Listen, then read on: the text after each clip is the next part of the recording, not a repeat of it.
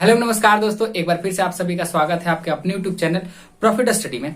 जैसा कि आप सभी जानते हैं कि आपका आरआरबी ग्रुप डी का ऑफिशियली अनाउंस हो चुका है कि आपका जुलाई से एग्जामिनेशन स्टार्ट होगा और आपका एनटीपीसी सीबीटी 2 का भी स्टार्ट होगा। तो जो लोग अभी तक प्रिपरेशन को स्टार्ट नहीं किए हैं वो हमसे जुड़कर अपना जीरो से लेकर हाई लेवल तक प्रिपरेशन को स्टार्ट कर सकते हैं।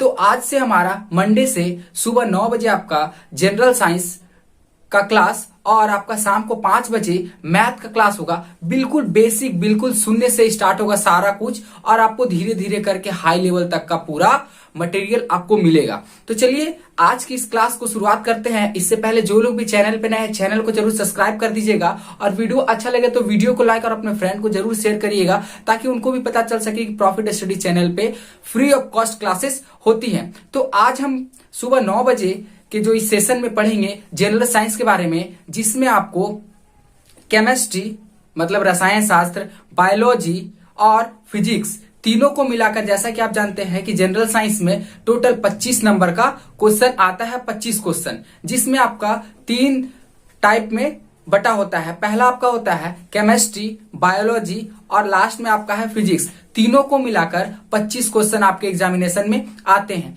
तो अभी तक हमारे पास 3 मंथ का टाइम बचा हुआ है और 3 मंथ में हम अच्छे खासे अपने जनरल साइंस को पूरा कवर करने के साथ साथ उनके मॉक टेस्ट को भी लगाएंगे। तो आपको क्या करना है, बस चैनल को सब्सक्राइब कर देना है और रोज सुबह 9 बजे हमसे जुड़ जाना है। फ्री ऑफ कॉस्ट आपकी तैयारी हमारे प्रॉफिट स्टडी चैनल पे कराई जाएगी। और शाम को 5 बजे आप मत भूलिएगा मैथ की क्लासेस, जिसमें आपको शून्य से स्टार्ट होगा, बिल्कुल बेसिक से, बिल्कुल शून्य से स्टार्ट होकर आपका सारा चैप्टर को कवर किया जाएगा। एक भी चैप्टर नहीं छूटेगा आपका। पहले हम उन चैप्टर को देखेंगे जो बहुत ही हाई मार्क्स गेन कराते हैं, बहुत ही हाई मार्क्स के आते हैं, मतलब मैंडेटरी है कि उसमें आपका क्वेश्चन आएगा ही आएगा। पहले हम उन चैप्टर को पढ़ेंगे और फिर उसके बाद ऑप्शनल चैप्टर को हम पढ़ने की कोशिश करेंगे। तो चलिए आज हम अपना सामान्य विज्ञान जनरल साइंस का क्लास को स्टार्ट करते हैं। सबसे पहले हम एक नजर आपका सिलेबस के बारे में देखते हुए चलते हैं, क्योंकि बहुत लोगों को उनका सिलेबस ही नहीं पता होता है तो वो पढ़ेंगे कैसे। तो हम अभी सिलेबस के बारे में देखेंगे। सिलेबस जानने के बाद हम आज का अपना क्लास को स्टार्ट करेंगे। तो सबसे पहले हम देखेंगे कि हमारा सामान्य विज्ञान का जनरल साइंस, जिसमें आपका कुल 25 क्वेश्चन आता है। कितना क्वेश्चन आता है? तो 25 क्वेश्चन आपका आता है। इसमें आपका कौन कौन से मिला होता है वो देखिए आपका। तो सबसे आप पहले बोलोगे कि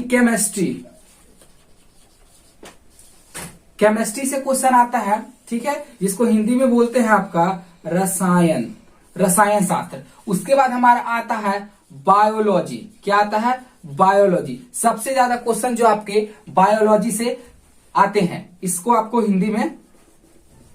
उसके बाद देखिए लास्ट में आता है आपका फिजिक्स, जिसको बोलते हैं भौतिक, और इसको बोलते हैं जीव विज्ञान।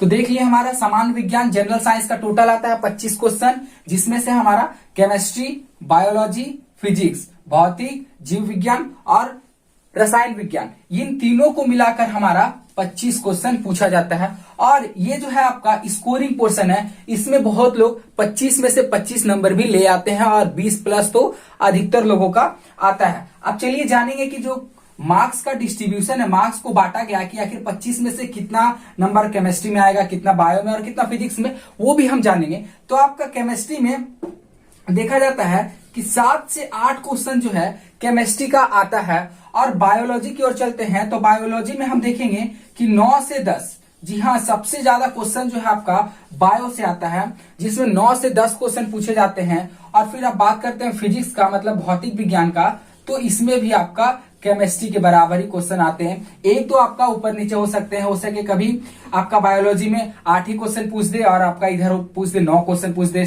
भौतिक में, या फिर केमिस्ट्री में 10 क्वेश्चन पूछ दे, ऐसा भी होता है। तो आज की इस क्लास में हम स्टार्ट करेंगे आपका केमिस्ट्री से हम स्टार्ट करेंगे। केमिस्ट्री को खत्म करने के बाद हम फिजिक्स पढ़ेंगे और फिर लास्ट में बायोलॉजी पढ़ेंगे। और आपका हर वीक एक मॉक टेस्ट होगा कि जितना आप लोगों ने 6 दिन में पढ़ा, 7वां दिन आपका रिवीजन का एक अलग से क्लास लिया जाएगा, चाहे वो इसमें जितना भी लेट हो, उस सारा वीक का रिवीजन एक क्लास में आपका होगा। तो चलिए हम अब स्टार्ट करते हैं केमिस्ट्री का केमिस्ट्री को स्टार्ट करते हैं। केमिस्ट्री में देखेंगे कि केमिस्ट्री में हमें क्या क्या पढ़ना है, क्योंकि हम कितना केमिस्ट्री मार्क्स हमारा गेन कराएगा, 7 से 8 नंबर हमारा गेन कराएगा केमिस्ट्री। तो चलिए केमिस्ट्री की शुरुआत करते हैं। तो देखिए आप केमिस्ट्री का हम देखते हैं कि कौन कौन सा चैप्टर केमिस्ट्री में। बेसिकली आपको 10 चैप्टर ऐसे होते हैं जिनसे आपके क्वेश्चन आते हैं। तो चलिए देखते हैं वो आखिर वो 10 चैप्टर कौन कौन से हैं। तो हम आज आपकी शुरुआत कर रहे हैं केमिस्ट्री की, उसको बोलते हैं रसायन विज्ञान। क्या बोलते हैं? रसायन विज्ञान। इसमें आपके बेसिकली जो है वो 10 चैप्टर आता है। कितना चैप्टर आता है? तो 10 चैप्टर आता है। सबको बारीकी से हम लोग देखते हैं। सबसे पहला आपका और इंपॉर्टेंट आता है एटॉमिक स्ट्रक्चर। Atomic structure. दूसरा आपका आता है रेडियो एक्टिविटी। क्या आता है? Radio activity. पहला चैप्टर आपका है एटॉमिक स्ट्रक्चर, दूसरा आपका है रेडियो एक्टिविटी, तीसरा है आपका metal non metal, metal non metal. चौथा आपका चैप्टर है acid and base. Acid base and salt. चौथा चैप्टर आपका क्या है? Acid base and salt. आप लोग भी अपने नोटबुक में सारे को नोट करते चलिएगा, क्योंकि बाद में आपको रिवीजन के टाइम पे देखने में बहुत ही आसानी होगी कौन कौन सा चैप्टर हम लोगों ने कवर कर लिया। उसके बाद आता है आपका पीरियोडिक टेबल। क्या आता है? Periodic table. पीरियोडिक टेबल से भी 2-3 क्वेश्चन आपको देखने को मिलेगा 8 में से। ऐसा कभी देखा जाता है कि 2 से 3 क्वेश्चन तक सिर्फ अकेला पीरियोडिक टेबल से ही आ जाता है। उसके बाद हम देखेंगे ऑर्गेनिक केमिस्ट्री। बहुत लोगों को ऑर्गेनिक केमिस्ट्री से डर लगता है, तो पढ़ने के बाद आपको बिल्कुल भी ऑर्गेनिक केमिस्ट्री से डरने की जरूरत नहीं है। उसके बाद हम देखेंगे 7वां चैप्टर हमारे पास होगा केमिकल बॉन्डिंग। क्या है? Chemical bonding. बहुत ही सरल हमारा ये होगा, केमिकल बॉन्डिंग चैप्टर है। केमिकल बॉन्डिंग सभी लोग नोट कर लीजिएगा, केमिकल बॉन्डिंग। उसके बाद हम देखेंगे आपका पॉलीमर। क्या है? पॉलीमर। उसके बाद हमारा 9वां नंबर में आएगा फ्यूल एंड एक्सप्लोसिव। और हमारा लास्ट 10वां नंबर में आएगा आपका इन्वायरमेंटल पॉल्यूशन। बहुत इंपॉर्टेंट है। क्या है आपका? Environmental pollution. तो देखिए जो हम आज से स्टार्ट कर रहे हैं जो सब्जेक्ट को, वो है केमिस्ट्री आपका, और आपका 10 चैप्टर आपके सामने है। चलिए एक एक करके फिर से एक बार देख लेते हैं। सबसे पहला आपका है क्या? Chemical structure. पहला में आपका केमिकल स्ट्रक्चर, दूसरा में है रेडियो एक्टिविटी। रेडियो एक्टिविटी में हम वैसे पढ़ेंगे जैसे परमाणु बम हो गया। अभी जो आपका यूक्रेन और रसिया का युद्ध चल रहा है, तो परमाणु बम का आपने बहुत बार जिक्र सुना हुआ, हाइड्रोजन बम, परमाणु बम, तो हम पढ़ेंगे वो रेडियो एक्टिविटी के अंदर में। उसके बाद आता है हमारा मेटल नॉन मेटल। बहुत ही शानदार ट्रिक के साथ मैं आपको बताऊंगा कि मेटल नॉन मेटल की पहचान कैसे करते हैं। उसके बाद हमारा है एसिड बेस एंड सॉल्ट। 5वां नंबर में हम पढ़ेंगे पीरियोडिक टेबल के बारे में, कौन सा मेटल है, कौन सा नॉन मेटल है, कौन सा किस ग्रुप में आता है, इस ग्रुप में कितने एलिमेंट है, पी में कितने हैं, डी में कितने, एफ में कितने। इन तमाम तरह के जो भी आपके पीरियोडिक टेबल से क्वेश्चन है, पीरियोडिक टेबल जब पढ़ेंगे तो उन सारे क्वेश्चन को डिस्कस करेंगे। उसके बाद हमारा आता है ऑर्गेनिक केमिस्ट्री। और आप 7 नंबर में देखिएगा केमिकल बॉन्डिंग। क्या है? Chemical bonding. 8वां नंबर में हम पढ़ेंगे पॉलीमर के बारे में। 9वां नंबर में पढ़ेंगे फ्यूल एंड एक्सप्लोसिव। क्या? Fuel and explosive. और लास्ट में हम पढ़ेंगे आपका 10 नंबर में कि इन्वायरमेंटल पॉल्यूशन। इन्वायरमेंटल पॉल्यूशन कैसे होता है और उसे कैसे बचाया जा सकता है, उसका मेन कारण क्या क्या है, ये हम पढ़ेंगे सबसे लास्ट में आपका इन्वायरमेंटल पॉल्यूशन। तो आज हम जो पहला आपका चैप्टर का शुरुआत करने जा रहे हैं वो आपका है क्या? Atomic structure. केमिस्ट्री में हम सबसे पहले पढ़ेंगे एटॉमिक स्ट्रक्चर के बारे में। बिल्कुल बेसिक से पढ़ेंगे। आपको बिल्कुल भी, जिन लोगों को भी केमिस्ट्री से डर लगता है, वो बिल्कुल भी डरने की जरूरत नहीं, क्योंकि हम आज बिल्कुल बेसिक से स्टार्ट करेंगे। और आपको सिर्फ क्या करना है कि सुबह 9 बजे चैनल पे आ जाना है, नोटिफिकेशन जाए या नहीं जाए। वीडियो अच्छा लग रहा हो तो वीडियो को जरूर लाइक कर दीजिएगा, अपने फ्रेंड तक जरूर शेयर कर दीजिएगा, ताकि वो भी इस क्लास में शामिल हो सके। तो चलिए हम स्टार्ट करते हैं आज का अपना क्लास एटॉमिक स्ट्रक्चर के ऊपर। तो चलिए हम देखेंगे आप क्या एटॉमिक स्ट्रक्चर। पूरा साफ कर देना हूं।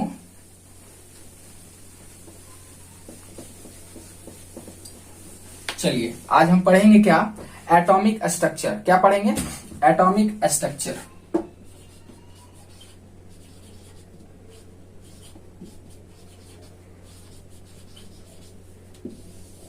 एटॉमिक स्ट्रक्चर के बारे में आज हम पढ़ेंगे।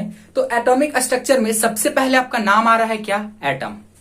क्या नाम आ रहा है सबसे पहले? एटम। तो आप सोच रहे होंगे कि आखिर ये एटम है क्या, क्योंकि जो ये चैप्टर बेस है उसका नाम ही है एटॉमिक स्ट्रक्चर। तो आखिर ये एटम है क्या? तो एटम आप देख लीजिए, हमारे आसपास जितने भी सामान पाए जाते हैं, जितने भी वस्तु पाए जाते हैं, वो हमारे बने होते हैं एटम से।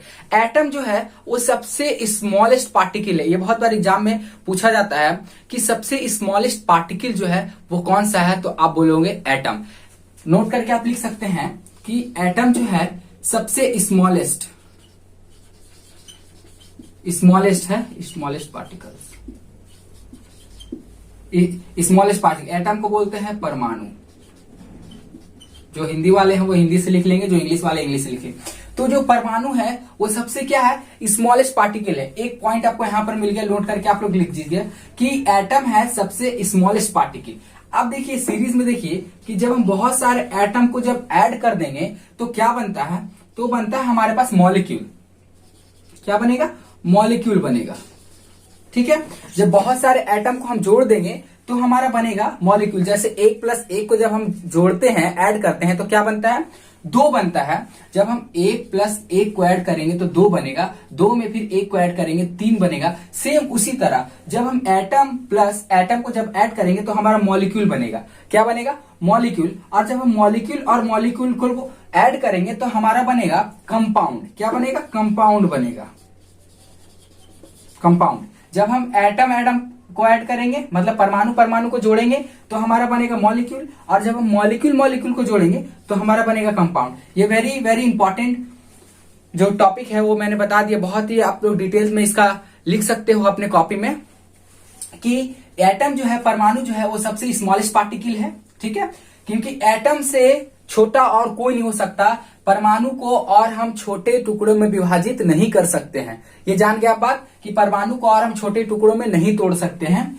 ठीक, तो हम एटम और एटम को जब हम जोड़ते हैं तो हमारे पास मॉलिक्यूल आता है, और मॉलिक्यूल को जब हम ऐड करते हैं तो हमारे पास कंपाउंड आता है। अब चलिए आगे बढ़ते हैं कि आखिर एटम जो है ये क्या है और इसके बारे में किसने बताया, किसने देखा सबसे पहले, और इसका जो ऑफिशियल थ्योरी है वो किसने दिया। अब हम वो चीज जानने की कोशिश करेंगे। तो चलिए आप जानेंगे कि एटम के बारे में सबसे पहले। सारा चीज आप लोग अपने नोटबुक में नोट करते हुए चलिएगा। तो चलिए अब हम जानेंगे सबसे पहले एटम मतलब परमाणु के बारे में। तो सबसे पहले ये तो आप लोग जान गए कि ये सबसे छोटा पार्टिकल है। तो ब्रिटिश स्कूल अध्यापक क्या है? ब्रिटिश स्कूल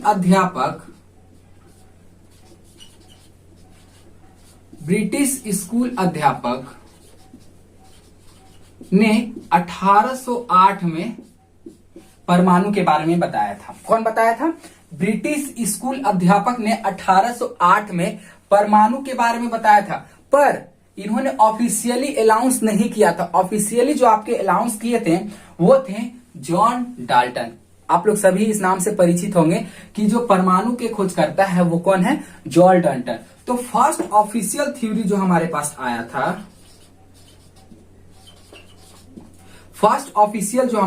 था, वो कौन दिया था? John Dalton. जॉन डाल्टन जी के द्वारा बताया गया था।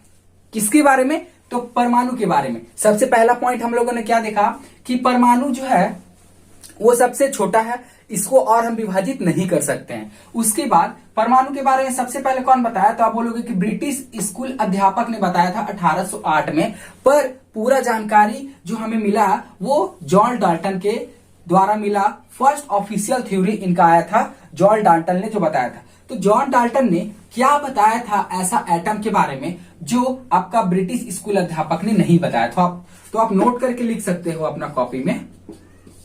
इस वेरी वेरी इंपॉर्टेंट पॉइंट है। पहला नोट लिखिए कि ये जो है एक फंडामेंटल पार्टिकल है। क्या है ये? Fundamental particle. तो पहला में लिखेंगे आप कि ये एक है फंडामेंटल पार्टिकल। कौन? एटम। एटम है एक फंडामेंटल पार्टिकल।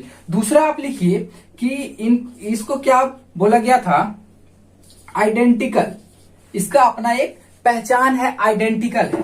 तीसरा नंबर में जो हम है वो बोल सकते हैं कि इंडिविजुअल। क्या बोल सकते हैं? कि इंडिविजुअल मतलब ये होता है इसका हिंदी कि ये अविभाज्य है। अब इसको हम विभाज्य नहीं कर सकते हैं, जो मैंने वीडियो की शुरुआत में ही आपको बताया था। क्या बताया था? कि जो एटम है, जो परमाणु है, और हम उसे विभाज्य नहीं कर सकते हैं। इसीलिए जब हम उसको विभाज्य नहीं कर पाएंगे तो इसीलिए हम उसको क्या बोले थे कि सबसे छोटा पार्टिकल है। सबसे छोटा पार्टिकल कौन है हमारा? तो आप बोलोगे एटम। एटम, जब बहुत सारे एटम को हम मिला देंगे तो क्या बनेगा? मॉलिक्यूल बनेगा, और बहुत सारे मॉलिक्यूल को मिलाने के बाद कंपाउंड बनेगा। तो चलिए, इतना आप स्क्रीनशॉट ले लीजिए या फिर अपने नोटबुक में नोट कर लीजिए। तो हम आगे बढ़ेंगे इस चैप्टर के। शाम को 5 बजे आपका मैथ का जो क्लास होगा उसको देखना मत भूलिएगा। उसमें भी हम बिल्कुल बेसिक से, और आपका जो भी क्वेरी होगा, जो कुछ भी आपको समझ में नहीं आएगा, आप कमेंट करके बताइएगा। उसमें आपका पूरा सॉल्यूशन मैं खुद कराऊंगा। तो चलिए अब आगे बढ़ते हैं। आई थिंक आप लोगों ने अभी तक नोट कर लिया होगा, इससे पूरा मिटा देता हूं मैं।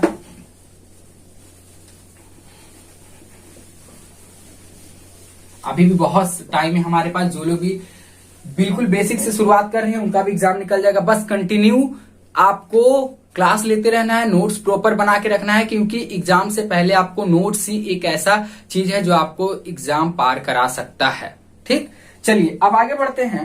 अब हम आगे ये जानेंगे कि एटम के बारे में तो हम लोग जान गए। अब एटम क्या है, उनका एटॉमिक मास क्या होता है, उनका एटॉमिक नंबर क्या होता है। अब मान लीजिए एक एटम है हमारे पास, जैसे हम मान के चलते हैं मैग्नीशियम, और हम लोग जो भी क्लास होगा उसमें सिर्फ टू द पॉइंट पढ़ने की कोशिश करेंगे। फालतू चीज हमको बिल्कुल भी नहीं पढ़ना है, क्योंकि हमें कोई आईएएस और ना ही पीसीएस का एग्जाम निकालना। हमें सिर्फ रेलवे ग्रुप डी और एनटीपीसी सीबीटी 2 को स्पेशल फोकस करते हुए सेशन चलाया जा रहा है। तो हम लोग सिर्फ बेसिक चीज को पढ़ेंगे जो रेलवे पूछता है। ठीक है, बिल्कुल भी फालतू चीजें नहीं पढ़ेंगे। जैसे हमारा है क्या?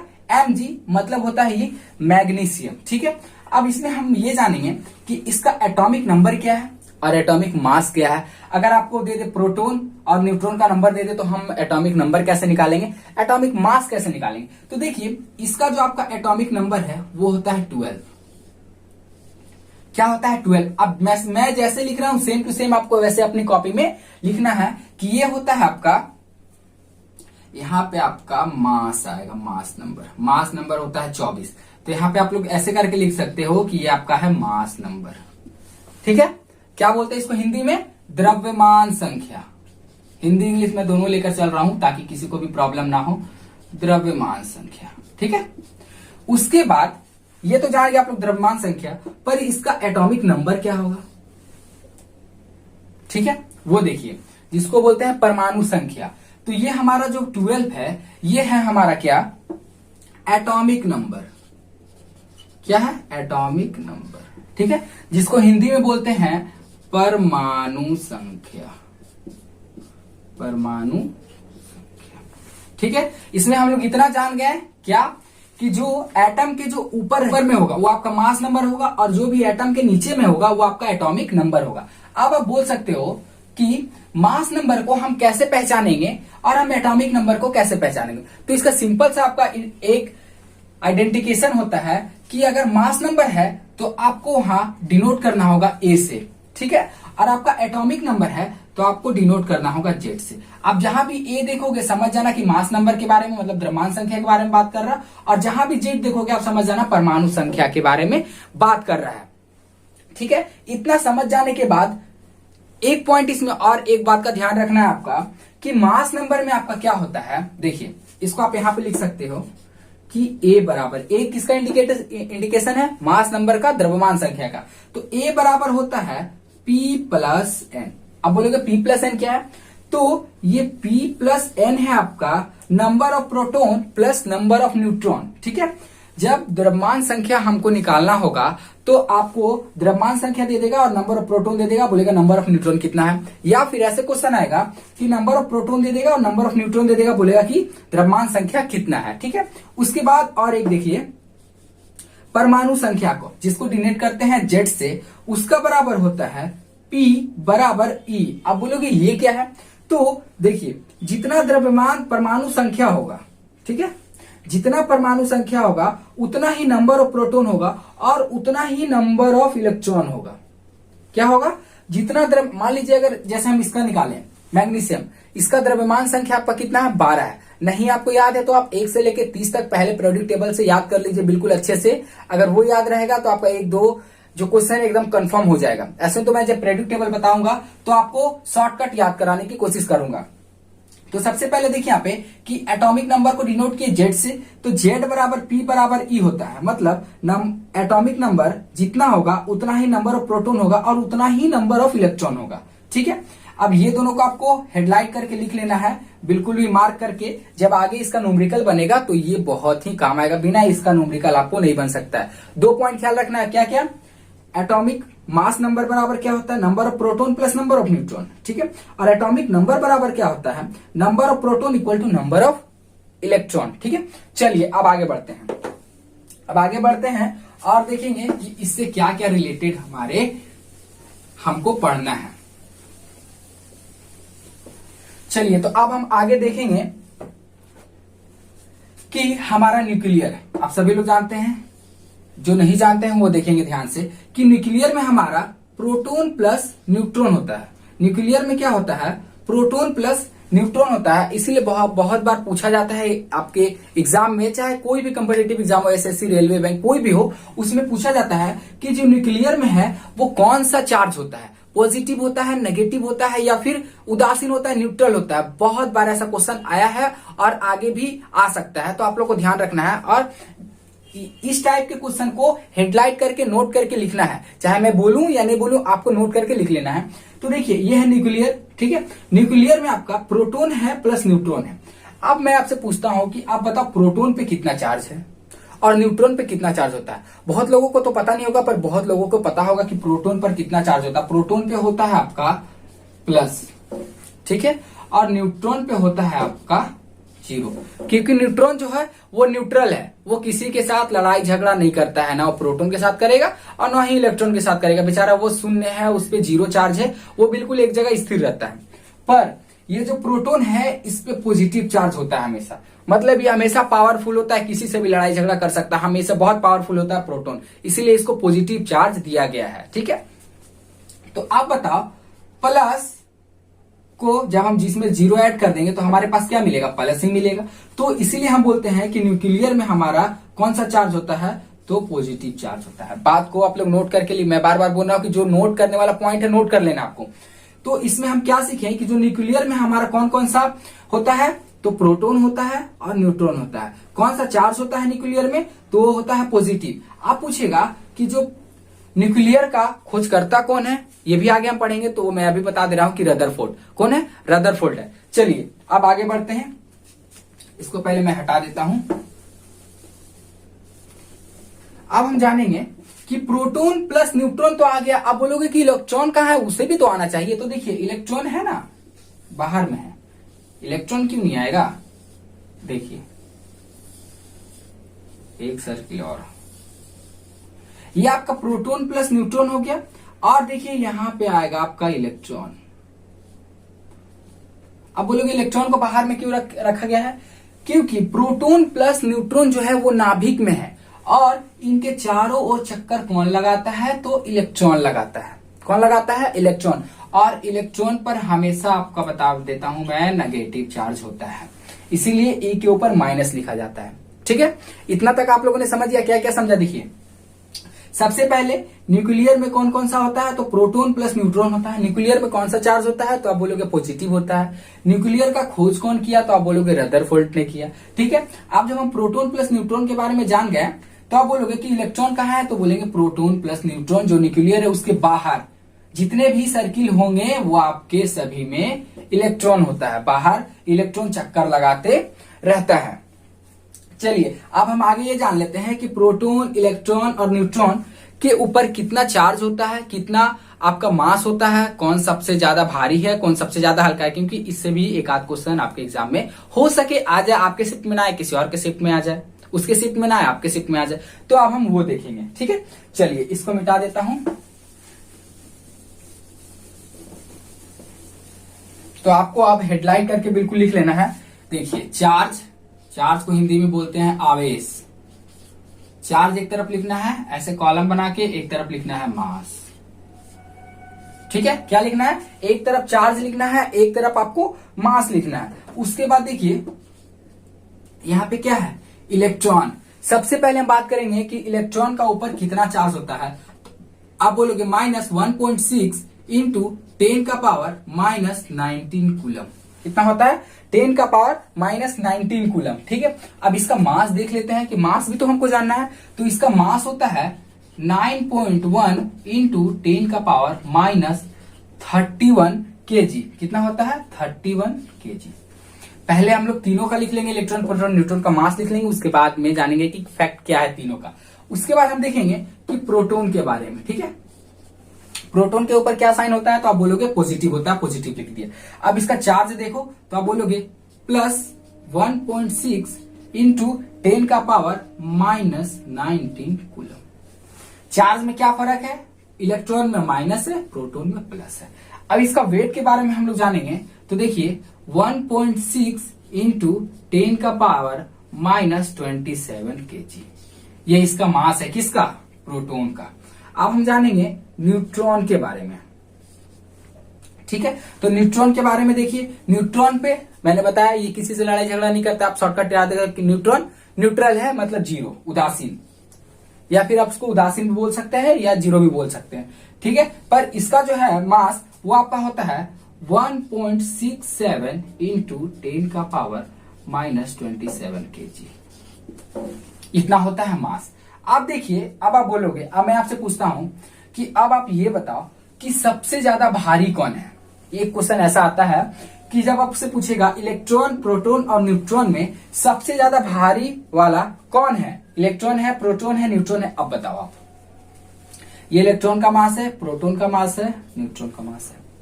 तो देखो आप यहाँ पे साफ देख रहे होगे कि इलेक्ट्रॉन जो है वो तो यहाँ पे पावर में माइनस है, पावर में माइनस। आखिर पावर सबसे ज्यादा है, पर कौन सा पावर सबसे ज्यादा, पॉजिटिव नहीं, नेगेटिव का पावर ज्यादा है। और नेगेटिव का पावर चाहे जितना भी नंबर में ज्यादा हो वो कम ही होता है। तो ये तो आपका नेग्लिजिबल हो गया, ये खत्म हो गया, ये आपका खत्म हो गया, नेग्लिजिबल है, ये खत्म। ठीक है, ये नगण्य आप बोल सकते हैं कि ये नगण्य है, नगण्य है, इसकी गणना अब हम नहीं करेंगे। अब बचा हमारे पास प्रोटॉन का मास और न्यूट्रॉन का मास। अब प्रोटॉन और न्यूट्रॉन का देखिए, पहले चार्ज पे आपको ध्यान देना, चार्ज देखिए तो आप बोलोगे -27 ठीक है, दोनों बराबर है -27।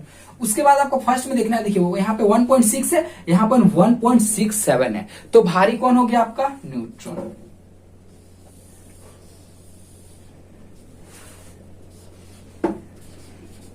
सबसे भारी, सबसे भारी कौन हो गया आपका, न्यूट्रॉन। ठीक है, इस बात का आपका बिल्कुल ख्याल रखना है। ठीक है, सबसे भारी हो गया न्यूट्रॉन।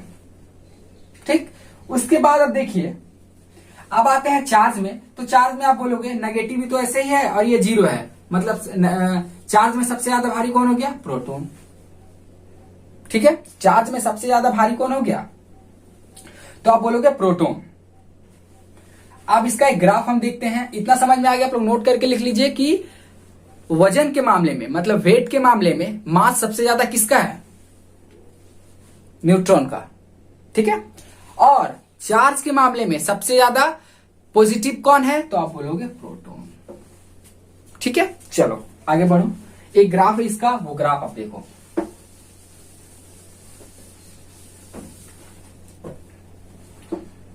इलेक्ट्रॉन, प्रोटॉन, न्यूट्रॉन,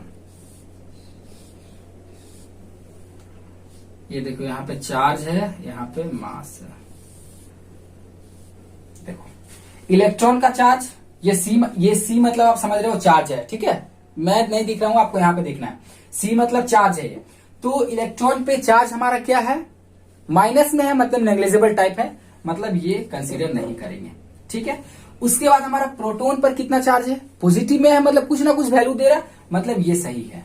ठीक, और न्यूट्रॉन पे हमारा कोई चार्ज नहीं है। उसके बाद हम आते हैं मास में। तो इलेक्ट्रॉन का मास कितना था, आप लोगों ने देखा कितना था, -31। देखिए यहाँ पे -31 जो नगण्य था, मतलब नहीं लेंगे इसको। उसके बाद हम प्रोटॉन का मास के बारे में बात कर रहे हैं। तो प्रोटॉन का है कुछ, भले ही न्यूट्रॉन से कम है पर कुछ तो है ना, पॉजिटिव में है, मतलब ये है। ठीक है, और हम न्यूट्रॉन का मास के बारे में बात कर रहे हैं तो वो भी है सबसे ज्यादा। अब इस ग्राफ से हमको ये समझ में आ रहा है कि प्रोटॉन एकमात्र एक ऐसा पार्टिकल है जिसमें आपका चार्ज भी है वैलिड और मास भी है वैलिड।